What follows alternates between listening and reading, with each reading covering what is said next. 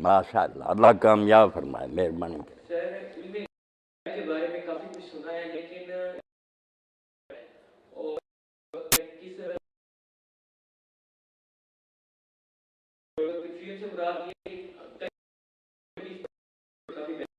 اور یہاں تک بات پہنچ گئی ہے کہ لڑائی مت ہوتے رہے گی۔ اللہ رحم فرمائے، لڑنا کیوں؟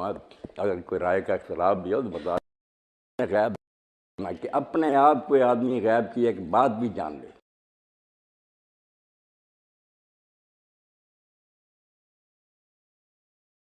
اللہ کا علم جو ہے وہ ذاتی ہے، اس نے کسی سے نہیں لیا، نہ کوئی دور ایسا گزرا کہ اللہ نہیں جانتا تھا پھر اس کو حاصل ہو گیا۔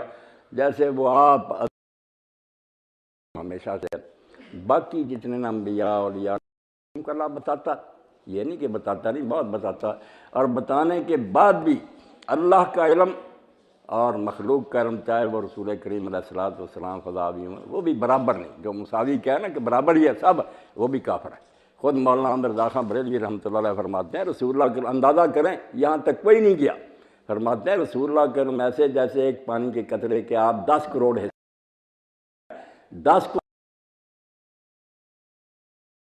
آپ کا علم ہے، دوسری طرف 10 کروڑ سمندر وہ اللہ کا علم ہے۔ اور یہ بھی کہتے ہیں، میں نے غلط بات کہہ دی، اللہ کے علم کی تو حد ہی نہیں کوئی آئے گی، غیر محدود۔ حضور کو جتنا دی چاہے دیا وہ محدود ہی ہے۔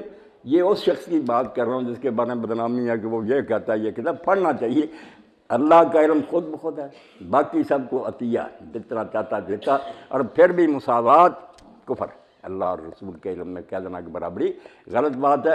اور یہ علم جو ہے نا، اس کے بارے میں بڑے بڑے میرے بریلوی دوست جو ہے نا وہ بھی مانتے ہیں، کتابوں میں لکھتے ہیں کہ اس میں ذہول اور نسیان بھی ممکن ہے، کہ نبی کو کوئی بات بھول جائے یا اس کے ذہن میں نہ رہے۔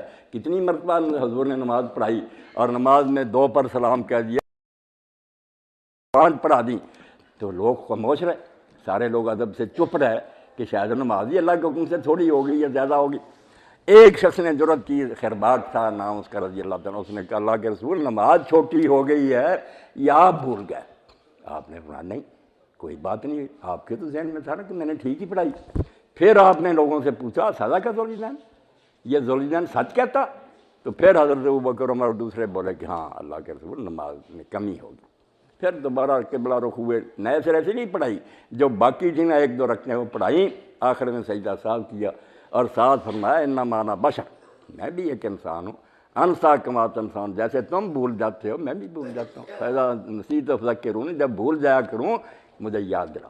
یہ جال حق لکھی مولانا یار گجراتی میں روم سب مانتے ہیں کہ نسیان بھی ہو جاتا نبی کو، صاحب بھی ہو جاتا، اللہ کو نہیں ہوتا۔ لا یضل ربی ولا ینسا، نہ وہ غلط بات آتی ہے اس کے ذہن میں نہ وہ بھولتا۔ اس لیے اللہ رسول میں فرق رکھنا چاہیے۔ پھر یہ بات جیسے مولا علی قاری رحمۃ اللہ بڑی وضاحت سے کہہ دی، حنفی عالم ہے، اور کتاب الفقہ الاکبر جو امام ابو حنیفہ رحمۃ اللہ علیہ نے عقائد پر لکھی ہے، اس کی شرح لکھی ہے انہوں نے، اردو ترجمہ بھی ہو گیا، آپ لے کر پڑھیں۔ اس مسئلے میں جو بات کیا دی بالکل 100% صحیح ہے، اس سے کسی کو نہیں ہٹنا چاہیے۔ نہ یہ کہیں کہ اللہ کبھی بتاتا ہی نہیں، اور نہ یہ کہیں کہ سب کو پتہ۔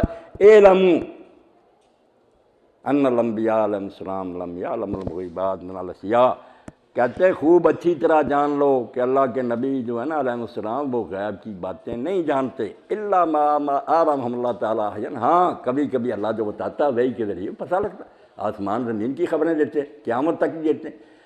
وذکر الحنفیۃ التسلیم بالتکفیر باعتقاد النبی صلی اللہ علیہ وسلم یعلم الغیب، یہ صاف لفظ رکھیے کہ جس شخص نے کہا نا کہ رسول اللہ غیب جانتے ہیں، فکرہ بول دیا، وہ کافر ہو جائے گا۔ حنفی علماء کہتے ہیں لے معارضہ قولی تعالیٰ، اس نے قرآن کے ساتھ ٹکر لی کہ قرآن صاف کہتا سورہ النمل میں قُلْ لَا يَعْلَمُ مَنْ فِي السَّمَاوَاتِ وَالْأَرْضِ الْغَيْبَ إِلَّا اللَّهُ، کہہ دے کہ جو آسمان میں اور جو زمین میں ان میں سے کوئی غیب نہیں جانتا سوائے اللہ کے۔ یہ آپ سورہ نمل نکال کر دیکھ لیں، وہاں لکھا ہوا کہ کوئی آسمانوں والا، تو جاننا اور ہوتا کہ کسی علم کو خود بخود ہی آدمی پھر آگے بڑھا لے، نہیں، غیب جب بھی معلوم ہوگا وہی الہام سے ہوگا، اللہ بتائے گا تو پتہ چلے گا، ورنہ مخلوق کے پاس کوئی ذریعہ نہیں۔ یہ دنیاوی علوم میں آپ نے کوئی کلیہ استاد سے سمجھ لیا، اس سے کئی سوال حل کرتے جاتے۔ اس طرح غیب کی کنجیاں نہیں اللہ نے کسی کے ہاتھ میں دی، وَعِندَهُ مَفَاتِحُ الْغَیْبِ، کنجیاں اپنے ہاتھ میں ہیں، اس میں سے نکال کر بے شمار دیتا۔ اللہ کے رسول کو اتنا دیا، پچھلا بھی، اپنے دور کا بھی، قیامت تک کا بھی، جس کا اندازہ ہی کوئی نہیں، مگر وہ دیا ہوا ہے، اس کو علم غیب نہیں کہتے۔ کوئی باہر سے آیا، ابھی یہ شفیق صاحب انہوں نے کہا دھماکہ ہو گیا اسی شہر میں، تو دھماکہ ہو گیا، انہوں نے خبر دے دیا میں آپ کو بتاؤں تو یہ علم غیب، یہ بتائی ہوئی بات ہے، اللہ کے نبیوں کو اللہ بتاتا ہے، اس کو علم غیب نہیں کہتے۔ خود مولانا رضا اور ہمارے مولانا سعید احمد اسد صاحب کہتے ہیں کہ علم الغیب اور عالم الغیب کہنا جرم ہے، یہ نہیں کہہ سکتے، یہ ایڈجیکٹو جو ہے نا اللہ کے لیے، جب بھی بولنا کون عالم الغیب، اللہ، کون غیب جانتا، اللہ۔ یہ پوچھے کوئی کہ اللہ نے اپنے نبی علیہ السلام کو غیب کا علم دیا ہے بہت سا، ہاں کہو، بہت سی خبریں دی، قیامت تک کی آپ کہہ رہے ہیں مہدی آئے گا، مسیح نازل ہوں گے، یہ ہوگا، ہم ایمان رکھتے ہیں، تو دی ہوئی علم کو علم الغیب نہیں کہتے، اس لیے علم الغیب صرف اللہ کے لیے ہے، باقی جو ان کو عطا ہے جب جی چاہتا ما کان اللہ لیطلعکم الغیب، کہیں کہتا عالم الغیب فلا یظہر علی غیبہ احدا، اطلاع دیتا ہے، یہ لفظ آتے ہیں وہ ٹھیک ہے، اس کا انکار کریں پھر آپ کو نبی ماننے کا کیا فائدہ، بہت علم دیا آپ جی۔